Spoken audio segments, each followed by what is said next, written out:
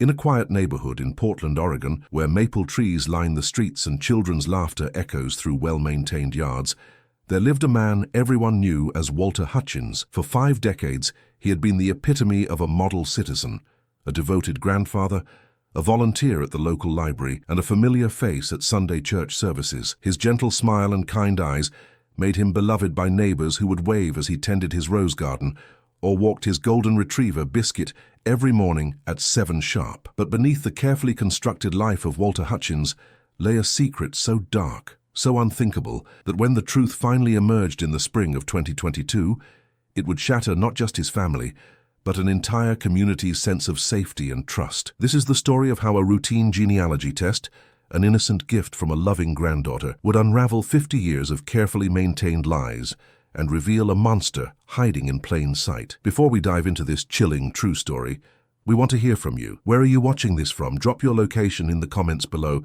We love connecting with our viewers from around the world, and if you're fascinated by dark, twisted tales that reveal the hidden depths of human nature, make sure to subscribe to our channel and hit that notification bell. We bring you the most disturbing and compelling true crime stories every week, stories that will make you question everything you think you know about the people around you. Don't miss what's coming next. Now let's begin. Walter Hutchins turned 78 years old on March 15, 2022. His family gathered at his modest ranch-style home on Evergreen Terrace for a celebration that seemed like any other birthday party. His daughter, Patricia, had baked his favorite carrot cake. His son, Michael, brought a bottle of expensive whiskey they'd been saving for a special occasion. But it was his granddaughter, 24-year-old Emma, who gave him the gift that would change everything. "Grandpa, I thought it would be fun for us to do this together," Emma said, her eyes bright with excitement as she handed him a neatly wrapped box. "It's one of those DNA ancestry kits. We can find out where our family really comes from, maybe connect with distant relatives we never knew about." Walter's hands trembled slightly as he held the box, though everyone attributed it to his age. His smile remained fixed, but something flickered behind his eyes, something that vanished so quickly no one noticed. "That's very thoughtful, sweetheart," he said, his voice steady. "What a wonderful idea." The party continued with laughter. Stories about Walter's past, carefully curated tales of his supposed childhood in rural Montana, his years working as an accountant, his late wife, Dorothy, who had passed from cancer 15 years earlier. He was a master storyteller, and his family hung on every word, never questioning, never doubting. That night, after everyone had left and the house fell silent, Walter sat in his favorite armchair, the unopened DNA kit on the coffee table before him. The antique clock on the mantel ticked steadily, each second a reminder of time's relentless march forward. Outside, rain began to fall, pattering against the windows like tiny fingers tapping, demanding to be let in. He thought about throwing the kit away. He thought about many things that night, but he knew Emma would ask about it, would want to compare results, would be disappointed if he didn't participate. He'd spent 50 years being the man they expected him to be. He couldn't break character now. 2 weeks later, Walter submitted his DNA sample. As he sealed the envelope and dropped it in the mailbox, he told himself that 50 years was long enough. The world had moved on. The case had gone cold decades ago. Technology might have advanced, but surely there were limits to what they could find. He was wrong. 3,000 miles away, in a cramped office in Quantico, Virginia, FBI Special Agent Sarah Chen was working late on a Friday night in April. She'd been with the Violent Criminal Apprehension Program for 8 years, specializing in cold cases that utilized forensic genealogy, a revolutionary technique that had cracked dozens of seemingly unsolvable crimes in recent years. On her desk sat a file that had haunted the Bureau for 50 years, the disappearance of 7-year-old Rebecca Morrison in Sacramento, California, in August 1972. The little girl with auburn curls and a gap-toothed smile had vanished from her front yard while playing hopscotch on a sweltering summer afternoon. Despite an extensive investigation, numerous suspects, and thousands of tips over the decades, Rebecca had never been found, but they had kept evidence. A single hair found clutched in Rebecca's abandoned jump rope. In 1972, it had been useless. By 2022, it was a key that could unlock the truth. Agent Chen had submitted the DNA profile extracted from that hair to GDmatch, a public genealogy database, months earlier. The system searched for genetic matches, building family trees, looking for connections. Most nights, she checked for hits before going home, though she'd learned not to expect miracles. That night, the computer screen showed a notification: new match, confidence level high. Her heart rate quickened as she clicked through the data. The match wasn't perfect. It never was with these databases, but it was close. Second or third cousin range.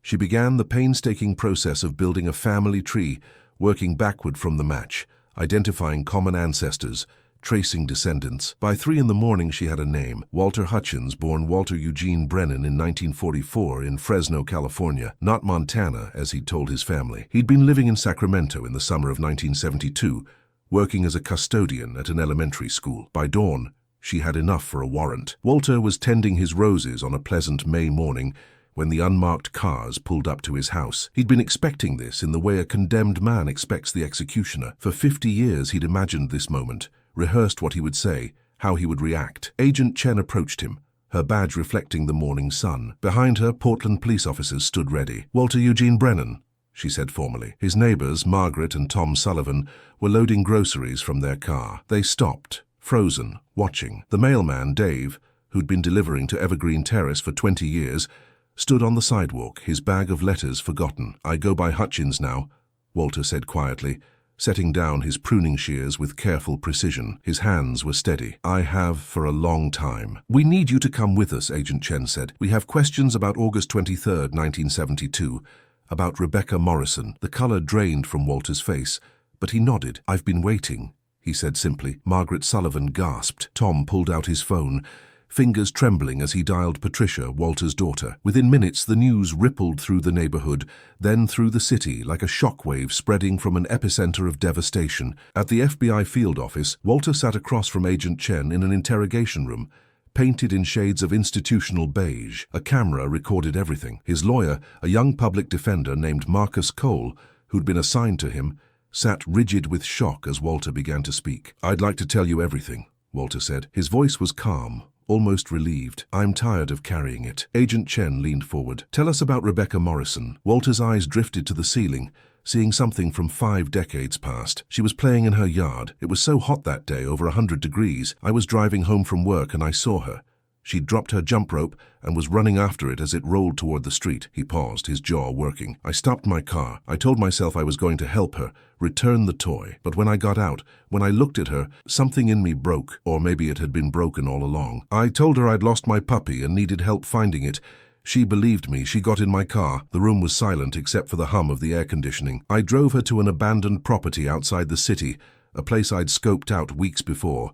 I kept her there for 3 days." His voice cracked slightly. "She cried for her mother. She asked me why I was doing this. I didn't have an answer then. I don't have one now." Agent Chen's expression remained professional, but her hands clenched under the table. "Where is Rebecca now, Walter?" "There's a construction site near what used to be Highway 99, now covered by Interstate 5. In 1972, it was just empty land with a half-built foundation that had been abandoned. I buried her there 5 feet down, wrapped in a canvas tarp. They built the highway over it 2 years later." Marcus Cole looked like he might be sick. Agent Chen made notes, her handwriting sharp and angular. "Why did you kill her?" Walter met her eyes. "Because I couldn't let her go. She'd seen my face, knew my car, and because," he swallowed hard, "because I wanted to. There's no other reason. I was a monster. I still am. I just learned to hide it better." "Were there others?"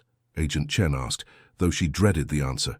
"No," Walter shook his head firmly. "I terrified myself with what I'd done. After Rebecca, I left California. I created a new identity. Moved to Oregon, met Dorothy. I built a different life. I became a different person, or at least I tried to." "You can't become a different person," Agent Chen said coldly. "You can only pretend." Walter nodded slowly. "You're right. Every day for 50 years I pretended. I was a good husband to Dorothy. I was a good father. I became the grandfather my grandchildren deserved. But every night, I saw Rebecca's face. I heard her crying. So I never forgot what I did, not for a single day." The interrogation lasted 6 hours. By the time it ended, search teams were already excavating the site Walter had described. The next morning, they found remains, small bones wrapped in deteriorated canvas, exactly where he said they would be. DNA testing would later confirm the identity. Rebecca Ann Morrison, aged 7, missing for 50 years. Patricia Hutchins stood in her father's kitchen, the same kitchen where she'd learned to bake cookies, where he'd helped her with homework, where they'd celebrated countless holidays. Emma sat at the table, her face buried in her hands, the DNA kit that had started everything still in its box on the counter, never used. "How could we not know?" Patricia whispered. "How could I not see it?" Detective Raymond Torres, assigned as family liaison, stood near the doorway. He'd been doing this job for 15 years, but it never got easier. He was very good at hiding, Torres said gently. These individuals often are. They compartmentalize. They create separate identities. He taught me to ride a bike, Emma said, her voice muffled. He came to every school play, every graduation. He was at the hospital when my brother was born. He was Grandpa. He was also a child killer, Patricia said, her voice breaking. Both things are true. How do we live with that? Detective Torres had no answer. There was no manual for this, no guidebook for how to reconcile 50 years of love with the reality of who that person really was. Michael, Walter's son, refused to visit his father. He burned every photograph that included him, erased him from the family as if he'd never existed. But Patricia, after 2 agonizing weeks, went to the detention center. Walter sat behind reinforced glass, wearing an orange jumpsuit that seemed to diminish him. He looked older, smaller, as if the confession had physically shrunk him. When he saw Patricia, tears streamed down his face. She picked up the phone, her hand shaking. "Why?" she asked. "Just tell me why." "I don't know," Walter said. "I've asked myself that question every day for 50 years. There's something broken inside me, something that was always broken. But Patricia, I need you to understand, everything I felt for you, for your brother, for Emma and the other grandchildren, all of that was real. The love was real." "How can it be real?" Patricia demanded, her voice rising. "How can you love us and have done what you did? How can both exist in the same person?" "I don't know," Walter repeated. "But they do. I'm not asking for forgiveness. I don't deserve it. I just need you to know that being your father, being their grandfather, those were the best parts of my life. You saved me from being only the monster." "But you were the monster," Patricia said. "You were always the monster. We were just too blind to see it." She hung up the phone and walked away. She never visited again. The trial began in September 2022. The case was straightforward, prosecuting a man who had confessed to everything. Walter pled guilty to kidnapping and first-degree murder. His lawyer, Marcus Cole, argued that his age and cooperation should be considered during sentencing, but the judge was unmoved. "You stole a child from her family," Judge Catherine Morrison, no relation to the victim, but coincidentally sharing the same surname, said during sentencing.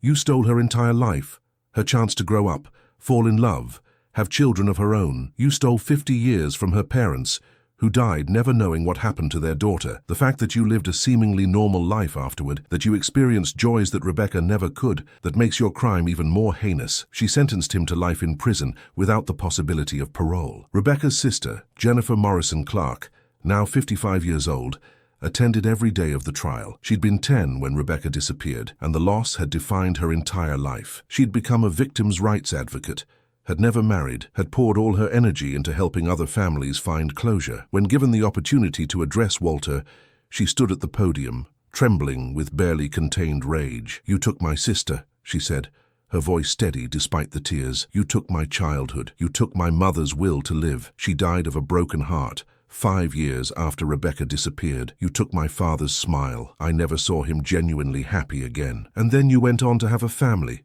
to celebrate birthdays and holidays, to be someone's beloved grandfather. You got to live. Rebecca didn't." Walter wept openly, but Jennifer wasn't finished. "I don't forgive you," she said. "I will never forgive you. But I want you to know that Rebecca is more than what you did to her. She was funny and kind. She loved butterflies and strawberry ice cream. She wanted to be a veterinarian. She was real. She was loved. And she is remembered. You'll die in prison and be forgotten, but Rebecca will live on in everyone who loved her." The courtroom erupted in applause. Judge Morrison allowed it. On Evergreen Terrace, the house where Walter had lived for 40 years, went up for sale. No one wanted to buy it. Patricia couldn't bear to sort through his belongings, so she hired an estate company to clear everything out. Among his possessions, hidden in a locked box in the back of his closet, they found a small notebook. Inside were letters, dozens of them, all addressed to Rebecca. Letters he'd written over 50 years but never sent, never shared with anyone. "Dear Rebecca," one read, dated August 23, 1982, exactly 10 years after her death. "You would have been 17 today. I wonder what you would have looked like, who you would have become. I robbed you of that. I robbed the world of you. I'm sorry. I will always be sorry. It doesn't change anything. It doesn't bring you back. But I need you to know that I remember. I will always remember." Another dated August 23, 2002. "Dear Rebecca, Patricia had a daughter today. They named her Emma. When I held her, I thought of you. I wondered if you would have had children, if I would have had great-grandchildren through you if I hadn't. I can't even write what I did. I'm a coward even now. Emma is beautiful. I promise I will protect her. I will be better." Patricia read the letters in the office of Dr. Helen Moss, a therapist who specialized in trauma. He was tormented. Dr. Moss observed. That doesn't excuse what he did, but it shows he wasn't a complete psychopath. He had a conscience. He suffered. Good, Patricia said bitterly. He should have suffered. It's the least he deserved. The question is, Dr. Moss said gently, how do you heal from this? How do you reconcile the grandfather you loved with the man who committed this crime? Patricia was silent for a long moment. I don't know if I can, she admitted. Every good memory is poisoned now. Every birthday party, every Christmas morning, every time he said he loved me, I wonder if he was thinking about her. I wonder if the guilt was there, behind his eyes, and I just didn't see it. Trauma specialists talk about two truths, Dr. Moss said. Both can be true simultaneously. He was a loving grandfather to you, and he was a child killer. Your love for him was real. His love for you was real. And his crime was real. All of these things exist together. How do I live with that? Patricia asked. One day at a time, Dr. Moss replied. With support, with therapy, with time.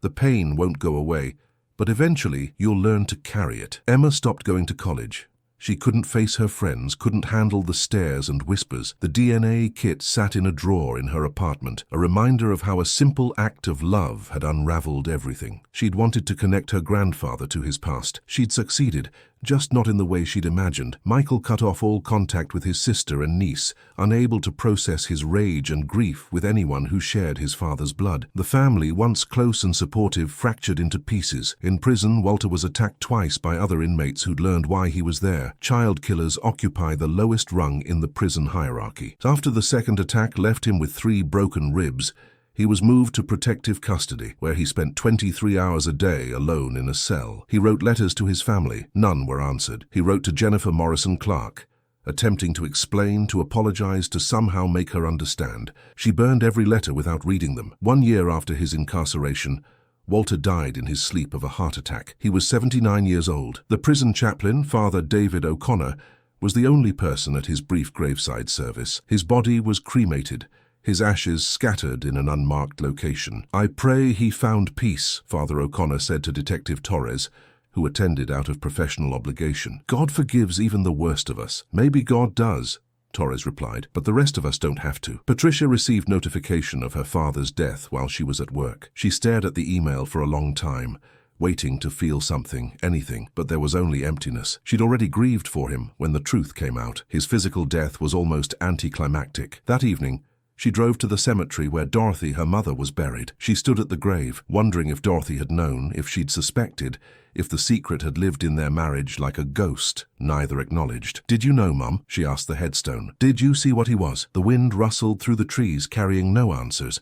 Jennifer Morrison Clark created a foundation in Rebecca's name, dedicated to helping families of missing children and supporting cold case investigations using forensic genealogy. The technique that had caught Walter, that had finally brought Rebecca home, could help others. She poured her remaining years into this work, finding purpose in her pain. Rebecca's case isn't unique, she told a room full of law enforcement officers at a conference in 2023. There are thousands of families still waiting, still wondering, but now we have tools we didn't have before. DNA doesn't lie. DNA doesn't forget. DNA will find them. The case sparked a national conversation about the ethics of using consumer DNA databases for criminal investigations. Some argued it was an invasion of privacy. Others, like Jennifer, maintained that if it could solve cases and bring closure to families, it was worth it. Privacy is important, she said in a television interview, but so is justice. My family lived in hell for 50 years, not knowing what happened to Rebecca. If someone's DNA in a database can prevent that for another family,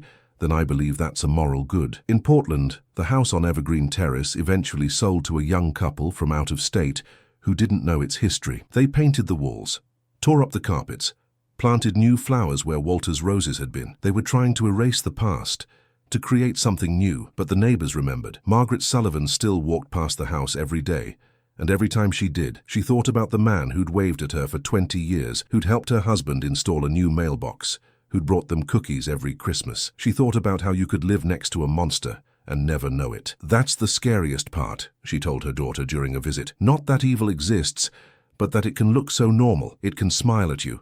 It can seem kind, and you'll never know what's underneath. Emma eventually returned to college, though she changed her major from psychology to computer science. She couldn't handle studying the human mind anymore, couldn't face questions about nature versus nurture, about what makes people do terrible things. She wanted something concrete, something logical, something with clear answers. She never married, never had children. She couldn't bear the thought of passing on her grandfather's genes, even though she knew intellectually that evil isn't inherited through DNA. But the fear remained. Patricia reconciled with her brother after 3 years of estrangement. They met at a neutral location, a coffee shop neither had been to before, and talked for 5 hours. They agreed that they were both victims, that they'd both lost something irreplaceable, that neither was to blame. He chose what he did, Michael said. We didn't. We couldn't have stopped it. We couldn't have known. But we loved him, Patricia said. We still love him, and I hate myself for that. Love doesn't stop just because someone doesn't deserve it, Michael replied. That's what makes it so painful. In Sacramento, a small memorial was erected at the site where Rebecca's remains were found, even though it was alongside a busy highway. Jennifer Morrison Clark planted flowers there every year on August 23rd, Rebecca's birthday. Strangers would sometimes stop, leaving stuffed animals and notes, paying tribute to a little girl they'd never known. Thank you for not forgetting her, a note read. She mattered. Agent Sarah Chen continued working cold cases, using the same techniques that had solved Rebecca's disappearance. She helped identify 15 more perpetrators over the next 2 years, bringing closure to families who'd waited decades for answers. But Rebecca's case stayed with her, haunting her dreams. We think finding them will fix everything, she told a colleague. But it doesn't. It just trades one kind of pain for another. The families finally know what happened, but that knowledge is often worse than the uncertainty. Now they have to live with the details, with the truth. Some truths destroy people. On what would have been Rebecca's 58th birthday, Jennifer Morrison Clark sat in her living room, surrounded by photographs of her sister, Rebecca, frozen at 7 years old, forever smiling, forever innocent. She thought about the life Rebecca should have had, the person she should have become. She thought about Walter Hutchins, dead now, his secret revealed, his legacy destroyed. She thought about his family, innocent victims of his crime, carrying a burden they didn't deserve. I hope wherever you are, Rebecca, you're at peace, Jennifer said to the photograph. You deserved so much more than what he gave you. We all did. The story of Walter Hutchins became a cautionary tale, a reminder that evil doesn't always announce itself. It doesn't always look like a monster. Sometimes it looks like a grandfather tending his roses, a neighbor waving hello, a man whose secret lasted 50 years until science and a granddaughter's innocent gift brought it into the light. In the end, everyone involved learned the same terrible truth. You can never truly know another person. Behind every face is a mystery. Behind every smile could be a secret. The man who lived 50 years as a loving grandfather was also the man who stole a child's life in 1972. Both versions of Walter existed. Both were real. And that perhaps is the most disturbing truth of all.